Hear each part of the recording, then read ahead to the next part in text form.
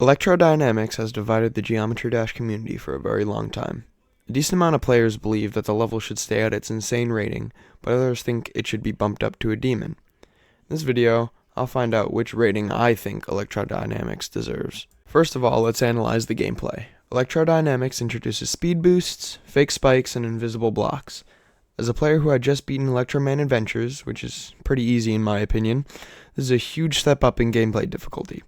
Especially since in past levels, Rob Top would only introduce one new thing at a time, but for Electrodynamix it introduces 3, which can be very confusing.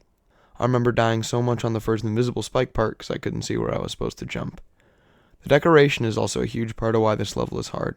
The constant flashing lights can make it harder to see where you have to go and jump, not to mention all the decor in the background. The most iconic part about this level is its mini ship segments, notorious for being really hard and taking lots of concentration. This ship part was what really stuck out to me about this level, just because of how simple it is. It's just up and down, yet it's so hard, and it's what most players hate about this level. The mini ship parts are the reason I'm scared to go back and get the secret coins. The 4 spike jumps at the end are really hard to time, especially when you're going really fast. The spaceship part at the end is hard for me because of all the fake spikes, there are no spots to rest, and you have to continue flying the whole time. Now let's compare it to one of the easiest demons, the Nightmare. The biggest difference you'll feel immediately is the speed. In the gameplay of the Nightmare, the speed is relatively slow and consistent. You have plenty of time to see an obstacle, process it, and react.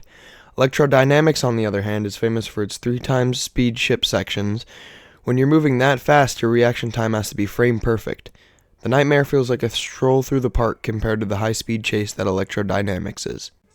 Let's talk about the ship sections. In the Nightmare, the corridors are wide and the movement is floaty and easy. It's teaching you the basics of staying level. Now compare that to the final ship parts of Electrodynamix. You're dealing with tight gaps, constant gravity changes, and intense speed all at once. Even though the Nightmare is labeled a demon, its ship gameplay is actually much more accessible for a beginner than Electrodynamix. The Nightmare is very consistent. The difficulty at the beginning is pretty much the same as the difficulty at the end. This makes it a great confidence builder because once you learn the first 20%, you're likely to beat the whole thing pretty fast. Electrodynamix is the opposite. It has massive choke points. You might breeze through the cube and ball sections only to get destroyed by the 3 times speed ship at the end over and over again. After putting Electrodynamix side by side with the Nightmare, I've come to a pretty firm conclusion. Electrodynamix absolutely deserves to be an easy demon. The main reason it earns the rating of easy demon comes down to the sheer intensity of its 3 times speed sections.